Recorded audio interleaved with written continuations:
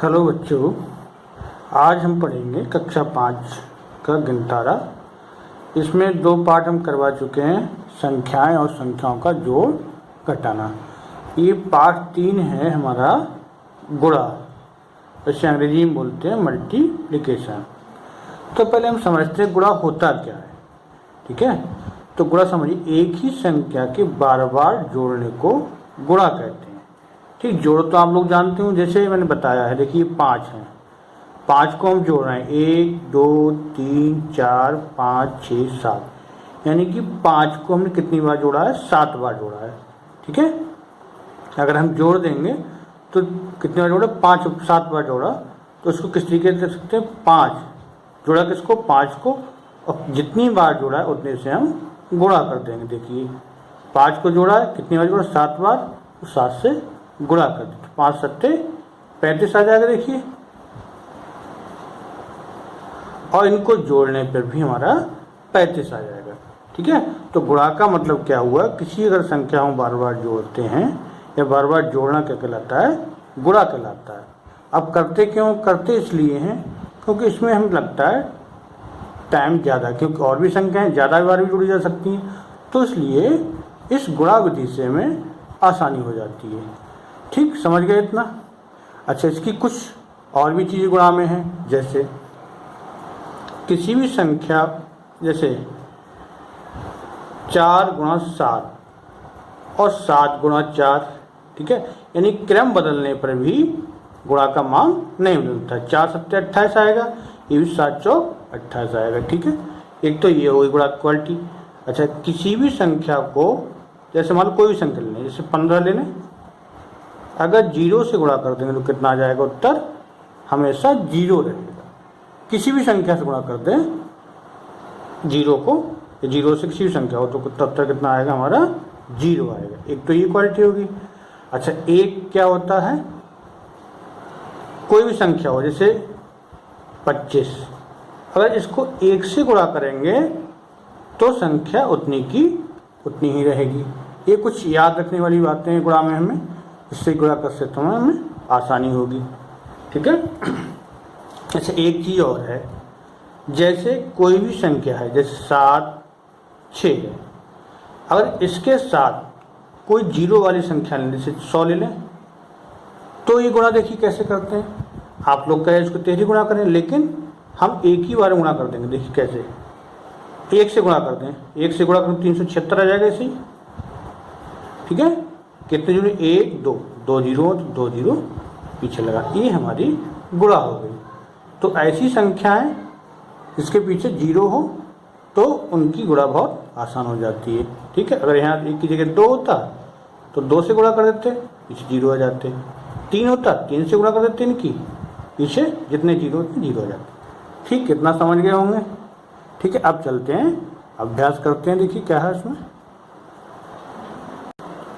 देखो बच्चों, ये है अभ्यास, पार्ट 3 की अभ्यास है। ये हमें रिक्त स्थान भरना है। चलो देखो बताते हैं। देखिए इसका काखंड है, तो मैंने इससे पहले बताया था। देखिए यानी क्रम बदला हुआ। देखिए पहले ये संख्या है, बाद में ये, लेकिन यहाँ पर ये जगह खाली है, बाद में ये संख्या दे रखी है। तो क्या आएगी? पहले 432 आ जाएगी। ठीक, यानी क्रम बदलने पर गुणनफल नहीं बदलेगा। ठीक, अच्छा ये देखिए, इसमें 2 संख्याएं, यहाँ भी भरनी है, यहाँ भी भरनी है।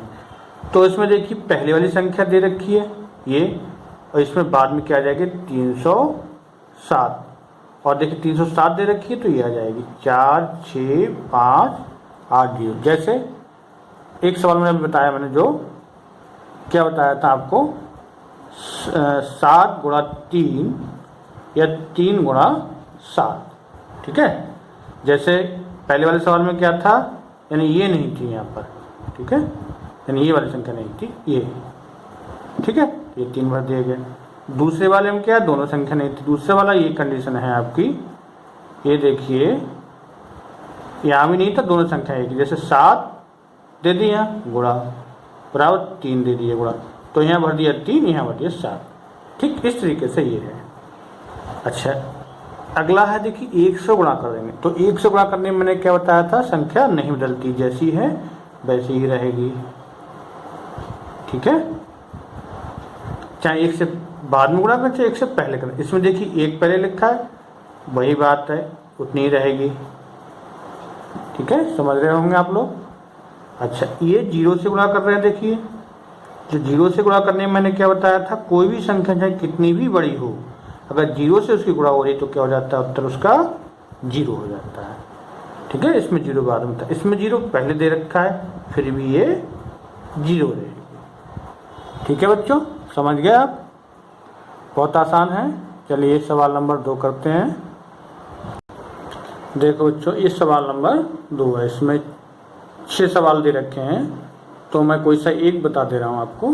सब एक जैसे ही होंगे, 13 गुणा करनी है 3 संख्याओं से। चलिए बता। ये देखो बच्चों, पहला सवाल हो गया। दूसरा सवाल, ये 6 सवाल इसके दे रखे हैं और इसमें गुणा करनी है 3 अंकों वाली। ठीक है, 3 अंक की संख्याओं से गुणा होनी है। चलिए करते हैं इसको। देखो जो इसका हमने सवाल नंबर 2 का खाखंड ले लिया है, इसमें 0 वाली भी थी इसलिए इसे कर रहे हैं। देखिए तो सिंगल गुणा तो आपने की होगी, जैसे मान लीजिए 2 संख्याएं हटा दें तो केवल 9 से गुणा करनी हो, कर सकते हैं। इसमें 3 संख्या, तो पहले 9 से करेंगे, इधर से स्टार्टिंग होगी काय अंक की तरफ से। 9 से पहले 4 से गुणा होगी, फिर 0 से 4 होगी गुणा, फिर 5 से। चलिए करते हैं। देखिए 9 से 6 की किए, 9 छक 54 के 4, हासिल बचा 5। 9 चौक 36 और 5 41 होगी, 41 का 1, हासिल कितना बचा 4। 9 पंजे 45 और 4 कितना होगा 49 का 9, हासिल 4 बच गया। 9 ने 81 और 4 कितना हो गया 85। ठीक है, अब ये देखिए 0 से गुणा करनी है। थोड़ा सा ध्यान रखने वाली बात यह रहेगी, 0 से गुणा करेंगे तो 4 अंक की, लेकिन 0 दूसरे नंबर पर है, तो हमें जब लिखेंगे गुणा करने के बाद तो यहीं से लिखने स्टार्ट होंगे, यानी पहला अंक छोड़ दिए, इसके नीचे कुछ नहीं लिखा जाएगा, तो इसके नीचे गुणा का निशान लगा देंगे, 0 लिख सकते हैं। 0 की 6 की गुणा 0, 0 की 4 की गुणा 0, 0 की 5 की गुणा 0, 0 की 9 गुणा 0। ठीक है, 2 अंकों से हो गई। अब तीसरा अंक है 5, 5 से गुणा करते देखिए, वही तरीका रहेगा। देखिए 5 तीसरे नंबर पर है, तो 5 से गुणा करके लिखेंगे हम तीसरी संख्या के नीचे, इसके नीचे भी नहीं लिखेंगे, इसके नीचे भी नहीं लिखेंगे, यानी जहाँ है वहीं से उसी अपने नीचे आएगी उसकी गुणा। 5 की 6 की गुणा, 5 6 30 का 0, हासिल बच गया 3। 5 की 4 की गुणा, 5 चौक 20 और 3 23 का 3। बस ये गुणा करने पे लिखने का तरीका बहुत ध्यान रखना, ये संख्या नीचे संख्या रहे, वरना गुणा करने में गलती हो सकती है, जोड़ने में आगे चल के। हासिल कितना बचा 2।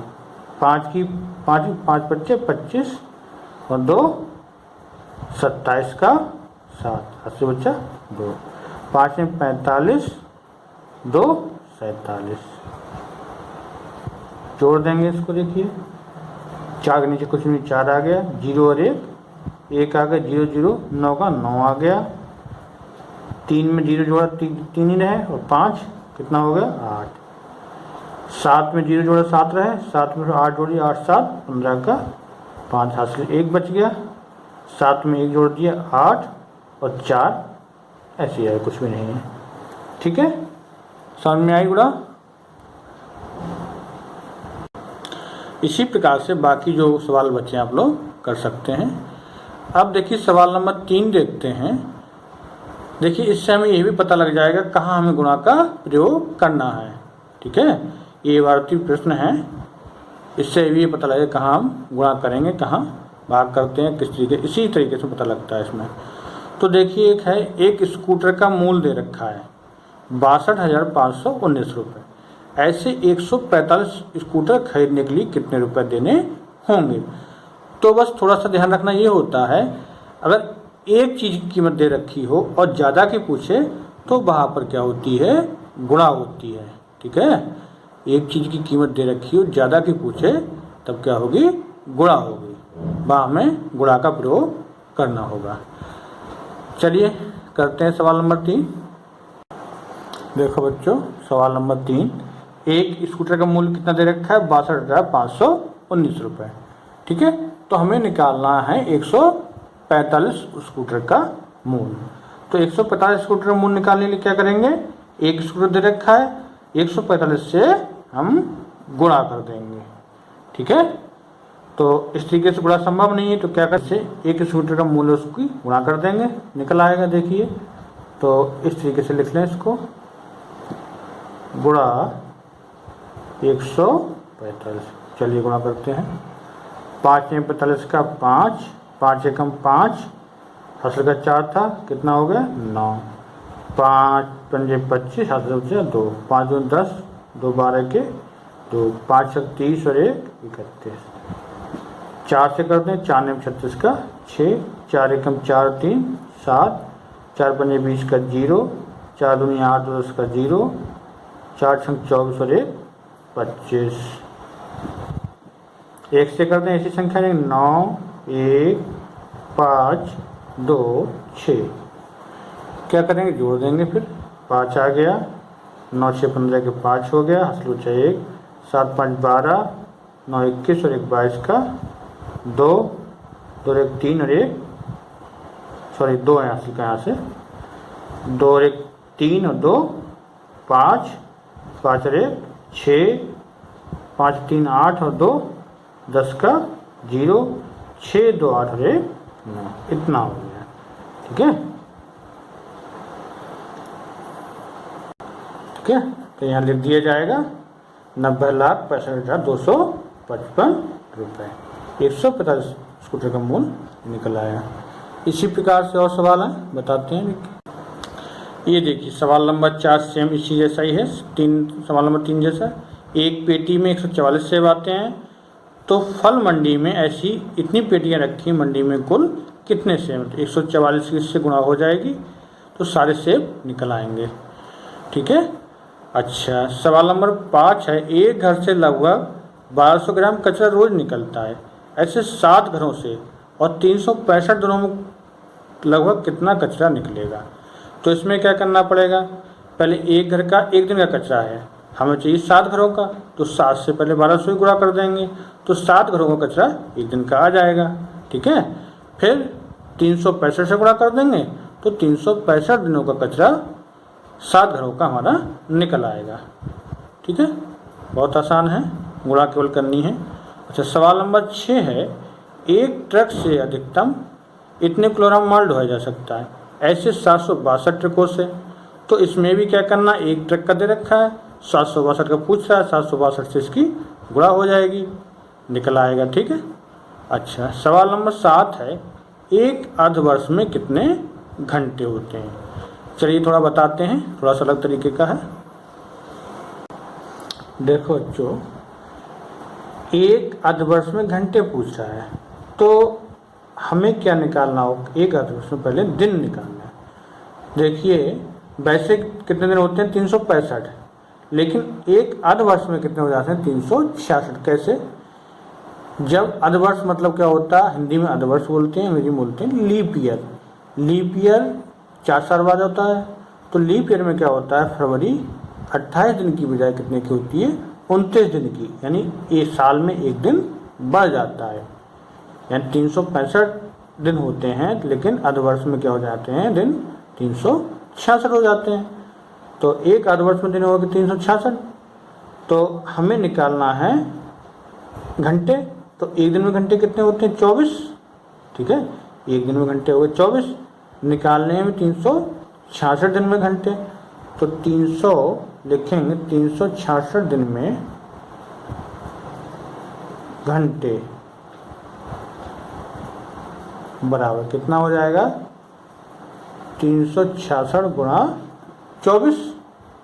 ठीक है, तो गुणा कर देंगे यहाँ से